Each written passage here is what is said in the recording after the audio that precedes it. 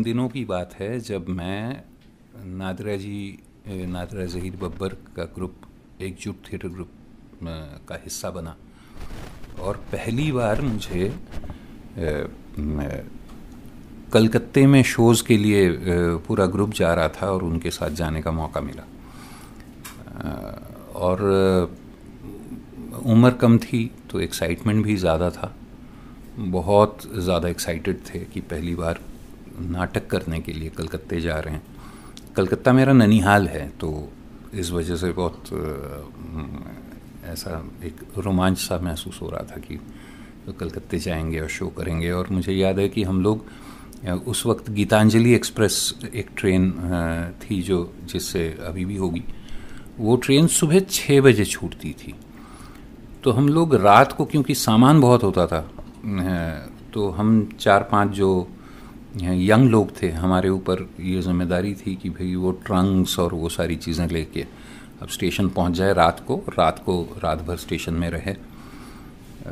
तो और सुबह तो हम लोग चले गए और बहुत मज़े से रात भर। तब ये सब मेहनत नहीं लगती थी, ऐसा नहीं महसूस होता था कि ये मेहनत है, ये सब मज़ा था तब उस वक्त। और वहाँ पे हारमोनियम ढोलक निकल के रात को जो है ना गाना बजाना और सारी चीज़ें करते रहे। नींद कहाँ गई कुछ ख्याल नहीं। सुबह सामान चढ़ाया गया ट्रेन में और हम लोग बैठ गए ट्रेन के अंदर। और मुझे याद है कि ट्रेन जो है कुछ 8-1 घंटे डिले हो गई थी, तो उस वजह से ट्रेन में पानी ख़त्म हो गया था। तो हम लोग किसी एक स्टेशन का नाम मुझे याद नहीं है, बीच में उतर के जो ट्रेन में जो पानी भरा जाता है स्टेशन के बाहर, जो वो पटरियों के बीच में एक पाइपलाइन होती है, उसके नीचे खड़े हो के हम लोग नहा रहे थे। गर्मियों के दिन थे और ट्रेन चल पड़ा। और हमारे एक दोस्त हैं असलम भाई, उनको हम लोगों ने जगाया था कि असलम भाई नहा लीजिए। तो बेचारे उतर के साबुन ही लगाए थे कि ट्रेन चल पड़ा। तो ट्रेन में वो फिर उसी तरीके से आके बैठ गए और फिर अंगोछे से उनका बदन पोंछा गया। 2-3 लोग मिलके हम लोग जो है ना, साबुन लगा हुआ था और पानी से धोने का उनके पास समय नहीं था। कलकत्ते पहुँचे। कलकत्ते में जो एक बात मुझे अभी भी याद है, एक नाटक हम लोग करते थे, कॉमेडी था, जिसके डायरेक्टर थे जयरूप जीवन। तो मुझे क्योंकि बंगला भाषा आती थी, तो चाहे सेट वाले से बात करना हो, कॉस्ट्यूम वाले से बात करनी हो, उसके लिए मुझे ले जाया जाता था क्योंकि कम्युनिकेशन में आसानी हो जाए। तो एक सेट जो साहब थे और संगीत कला मंदिर में शो था, तो वहाँ पे एक बहुत ही सीनियर एक कोई साहब थे। उन्होंने सुना कि उसमें वो सेट में बॉक्स सेट था बेसिकली, लेकिन पीछे एक ट्रैप डोर जैसा बनना था, वो उस नाटक के लिए ज़रूरी था। तो उसका एक ख़ास डिज़ाइन था जो बम्बई में हम लोग इस्तेमाल करते थे। तो वहाँ पहुँचे तो उनको बताया गया कि भाई ऐसे बनेगा। तो जो कारपेंटर है उसको समझ नहीं आ रहा था और हम लोग बताए जा रहे थे, क्योंकि हमें वही एक तरीक़ेकार मालूम था, क्योंकि उसी सेट पे हम लोगों ने शोज़ किए थे। तो एक पॉइंट पे वो जो बूढ़े साहब थे वो कहने लगे, आप लोगों ने आइडिया बता दिया और मैं अभी बताता हूँ ये कैसे होगा। और मुझे लगा कि ये क्या बताएंगे, ये तो नाटक नहीं देखा है, ये क्या बताएंगे। तो मैंने कहा अरे नहीं, लेकिन आप मेरी बात। तो जयरूप जी ने मुझे रोक दिया। उन्होंने कहा कि रुक जाओ, उनकी बात सुन लो, एक्सपीरियंस्ड आदमी हैं। और मैं चुप हो गया। उसके बाद उन्होंने उसका वो सेट का वो वाला हिस्सा उन्होंने कागज़ पे ड्रॉ करके बताया, और वो जो बना वो जो हम लोग बम्बई में बनाते थे उससे बेहतर बना।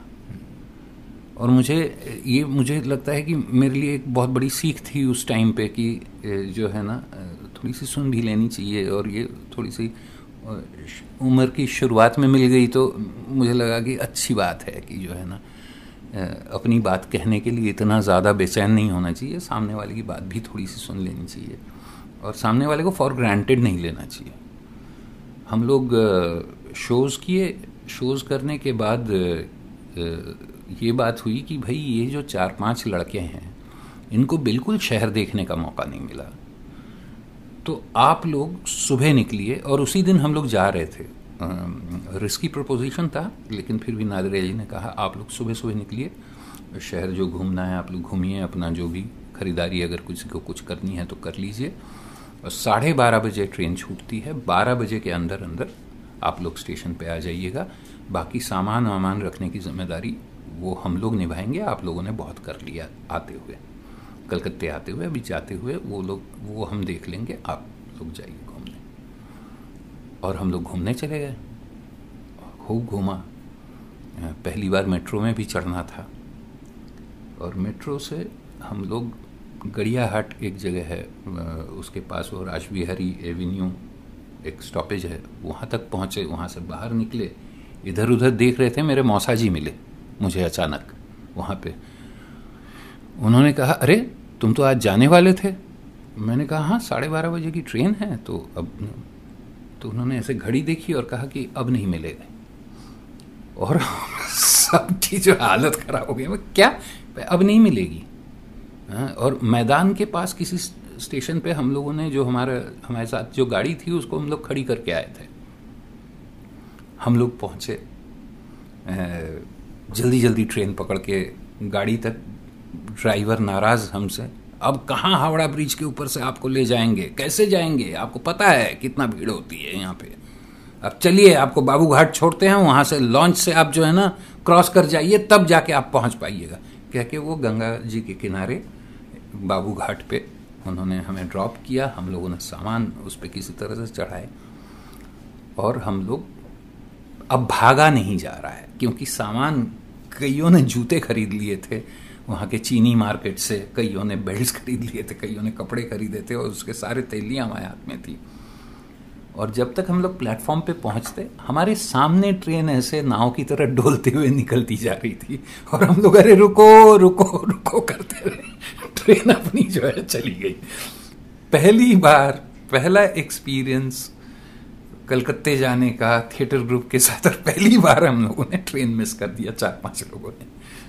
उसके बाद जो असल में शहर कैसा होता है वो उसके बाद समझ में आया, जब हम लोग टिकट खरीदने के लिए दलालों के पास, उनके चंगुल में फंसे, उन्होंने हमें खूब बेवकूफ़ बनाया। 3 बजे हम लोग खाना ढूंढ रहे हैं, तो खाना कहीं नहीं मिल रहा है, क्योंकि कलकत्ते में सारी चीज़ें बंद हो जाती है दोपहर को। तो वो हमें देख के हंस रहे हैं कि ये किस ग्रह से आए हैं, इनको जो है ना इस वक्त खाना चाहिए लंच, अब नहीं मिलेगा। भूखे पेट हम लोग इधर उधर घूमते रहे, वापस आए। रेल यात्री निवास हावड़ा स्टेशन के ऊपर ही था, उसी में एक कमरा भाड़े पे लेके उसमें रहे रात को, और फिर बाद वाले दिन हम लोग जिसको चालू डब्बा कहा जाता है उसमें बैठ गए, क्योंकि रिजर्वेशन वगैरह का तो सवाल ही नहीं था। उसकी कोशिश करके बहुत सारे पैसे हम लोग गवा चुके थे इसी बात पे कि भाई ये लोग जो है ना बेवकूफ़ बनाया हम लोगों को दलालों ने उस वक्त। बहुत पुरानी बात है ये, मेरे ख्याल से 94 के आसपास की बात है। तो उस वक्त ना कंप्यूटराइज्ड रिजर्वेशन सिस्टम था, ना कुछ था। तो फिर हम लोग आ गए बम्बई, और बहुत डांट पड़ेगी ऐसा सा हमें लगा था, लेकिन सब ने बहुत हम लोगों का बहुत मतलब गुड ह्यूमर में ये बात ली, और बहुत हंसे हम पर। मैं शायद ये इंसिडेंट इसलिए बता रहा हूँ क्योंकि मुझे लगता है कि वो एक बड़ा एडुकेशनल इंसिडेंट था मेरे लिए ज़िंदगी में उस वक्त, जो है बहुत। अब जब सोचता हूँ पीछे मुड़ के, तो मुझे लगता है कि मिसहैप ही सही, लेकिन उसके चलते जो है ज़िंदगी जो है ना, ज़िंदगी की कुछ और आयाम समझ में आए। सभी चीज़ें लग जाती है थिएटर में, तो ये भी एक एक्सपीरियंस था।